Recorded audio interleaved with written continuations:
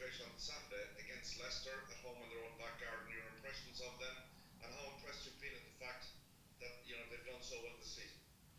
Well, yeah, I mean, you said it, Michael. To be honest, I mean, they've done amazingly well this season. Just looking at obviously the Premiership in itself, which obviously I watch a fair bit of, to have only lost 4 games, to be top of the log, to go to Clermont and win, to go to Bordeaux and win in Europe. They must be on really 30 odd games now, nearly getting close to 30 games, and to only lost 4 games is a great testament to how well Steve Borthwick has coached the team and improved the team on the back of last season. And at Welford Road, they're formidable. I mean, I can't think the last time they lost there. It's certainly been probably at least 12 months. Very proud European competitors. Strength across the board, well coached, great coaching team. So yeah, I can't speak highly enough of the work they've done. And just in terms of the venue, it has always struck me the times I've been there as being one of the more atmospheric places. There's like a telepathy between the crowd and the team, and they both react to each other. Yeah, no, definitely. I mean, it's one of the iconic stadiums in English rugby. I'm lucky to have been there a few times and got a taste of it, really, what it feels like. And the crowd get right behind them.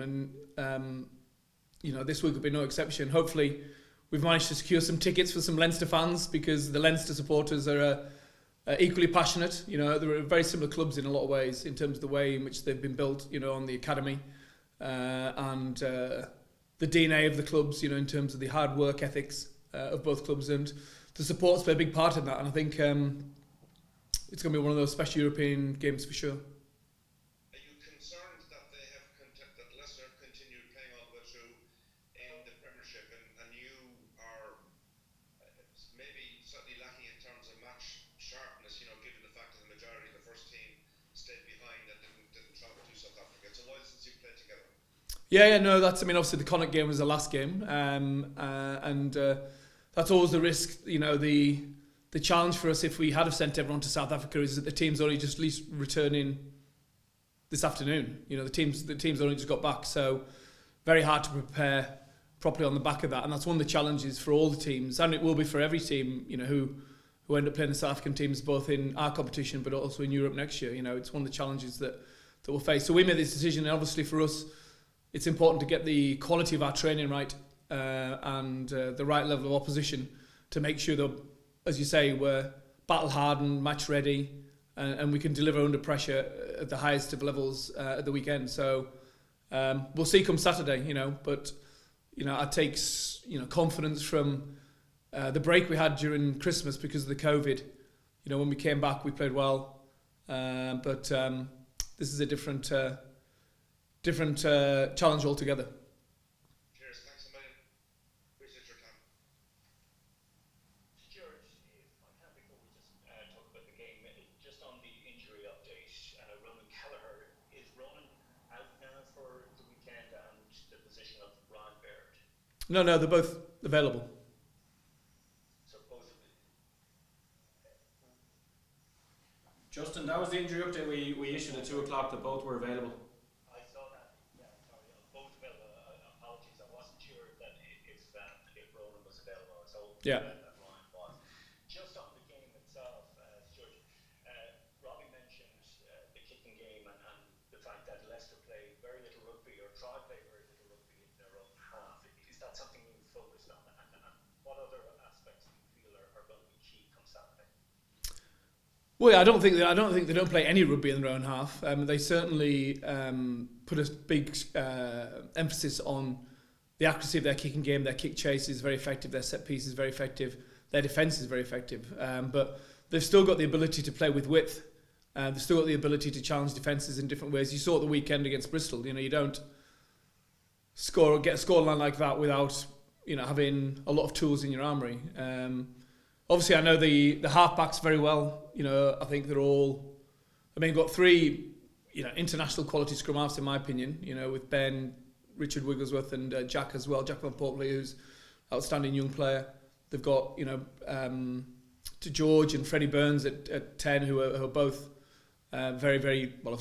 Closely coached them both, so I know a lot about their strengths. And it's a question of us, going there and dealing with what they throw at us, but also be putting our game, Leinster's game on the pitch as well, because that's every team has its own identity, has its own way of playing the game. There's no right or wrong way, in my opinion, and but we want to go and put our stamp on the game. But we know that Leicester will be doing everything in their power to stop us doing that. So it'll be a fascinating contest from that regard. Well, Robbie mentioned that you've put an emphasis on remaining patient. You obviously feel that this is going to be very, very tight, and it could really come down to that final quarter, whereby you just stick in the game, that Leinster experience and know-how at this level might see you through. Yeah, but I think they've got a lot of experienced players themselves. They've as I said, you don't go to Clermont, Bordeaux, and these places, and some of the games I've seen them win in the Premiership, and not been able to stick in there. And one of Leicester's strengths is they've won a lot of games I've seen in the last 5 or 10 minutes. Particularly in that middle block of the season. So patience is one thing, but playing with purpose and intent as well is another. So we need to have both in our armoury, I think. But yeah, it will be a game of fine margins. It's often at this level, which is akin to international rugby, really. It can come down to a piece of ill discipline. It can come down to a line out. It can come down to a maul. It can come down to a missed tackle. So, but that's why we train all season. That's why we want to be involved in these games. To put ourselves and test ourselves at the highest level. And this is definitely, in my opinion, the highest challenge we've faced this season. Sure, thank you. Good luck at the weekend. Hey Stuart, lovely to see you again. I hope you're well. Have you and Dan been on radio silence? He's actually playing for the university this week, thankfully in the varsity match. So he's got his own game to worry about, fortunately. I'm sure that you've been fascinated with the way that Steve Borthwick and the coaches and the players have turned things around at Leicester over the last 12 months. What struck you most about how they've done it? I would say it's everything, really. It's everything from obviously the quality of the forward pack. The line out and the set piece is very effective. The accuracy and quality of their kicking game, their kick chase is very effective. Their work rate and ability to stick in games, physicality, and then also that ability to play the territory game, but also then play with width at the same time. As we showed the weekend in the Bristol game, and obviously the influence of Kevin Sinfield, and the influence he's brought.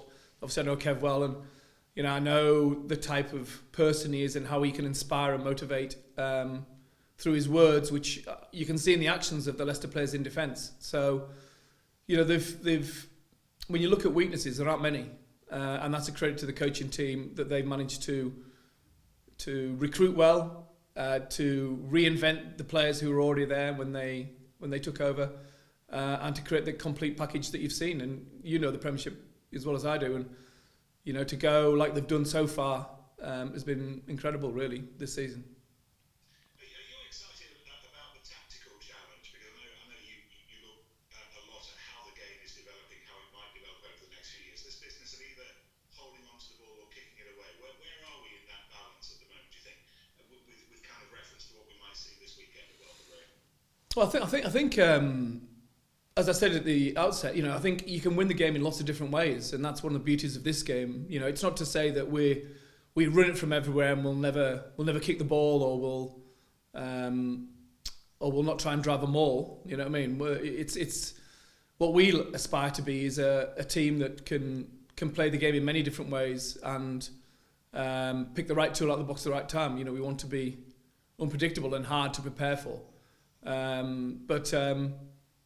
I remember a couple of years ago I did a presentation and there were 4 teams in the top 4 in the English Premiership. All 4 played different ways and all 4 on any given day could have won. So that's the beauty of the sport, I think. Like I say, I want to get away from the notion that Leicester just kick the ball all the time. Clearly, it's a big part of their game, but I think there's more to them than that. That's for sure.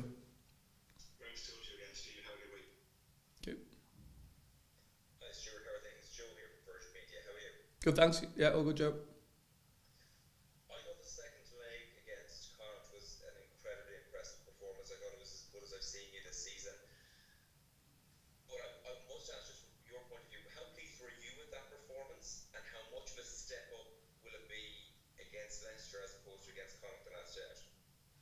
Yeah, I mean, obviously it was a step up from the away game, and that's the challenge for us, isn't it? We're not playing at the Aviva, we're not playing at home, we're playing away, you know, and you don't get second chances in this quarter-final, as you saw in the away game at Connacht, who Leicester struggled with as well, you know, on both occasions. How hard it is to win away from home in Europe, with that crowd and everything that comes with the game. So, yeah, I was pleased with the home performance, but equally, you know, I'll go back to the away performance and make sure that that's the one that's, in my mind, more relevantly, I think. Obviously, the tries we scored I thought were good. We were very good on transition, kick return, turning over the ball and attacking from there. But equally, we conceded a couple of soft tries as well, you know, and that's the type of stuff that Leicester feed off, you know, getting down into the red zone and coming away with points. So we need to be better in those areas for sure, both in the away leg and in the home leg. That definitely was an area that have been focusing on as a defence coach. You just said there a couple of months ago that Ronan Kelleher and Mike Baird are back in the squad now. They're back to full training. How much of an impact will they be? How much of an addition are they to the squad going? Because I would imagine the set piece will go a long way to determining whether this game is won or lost. Yeah. I mean, obviously, you know, selection-wise, there's a lot of options we have. You've got the lads coming back from South Africa who did well, who want to put their hand up. The lads who didn't go. But you're right. The set piece, you know, the scrum, the line out, who defends, in what way, will play a big part in the outcome of the game. That's for sure. And you know, we've still got to finalise our selection, but having those guys back in the equation, whether it be starting or from the bench, means that we've got good strength in depth to draw from. Equally, if I look at you know, Leicester's pack, for example, you know, they've got two great tight heads. Obviously, Montoya's playing exceptionally well, excellent at the weekend. You've got Genge, who's obviously international quality, you know, and the list goes on through the squad. You know, the quality of the second rowers, the back row power they have. Tommy Raphael, how good he's been recently. You know, Leicester are probably international quality in every position, really, in my opinion. And most of the players, if you look at them, are or have been international players themselves. So, you know, it's not dissimilar from our team. And just finally for me, you've spoken about it yourself, and a lot being made, and rightly so, of the prowess of the Leicester defence.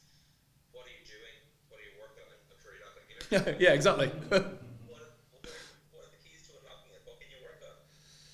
Yeah, there's always things. There's always ways in which you can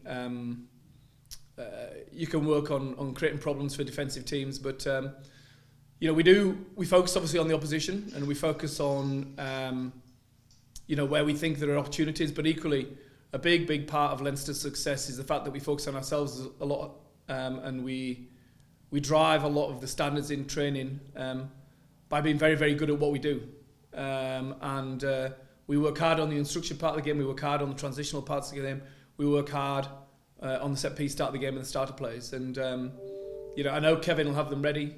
You know, he's a quality coach, and I know the Leicester players will fight for everything, as we will. So we'll see how it plays out. But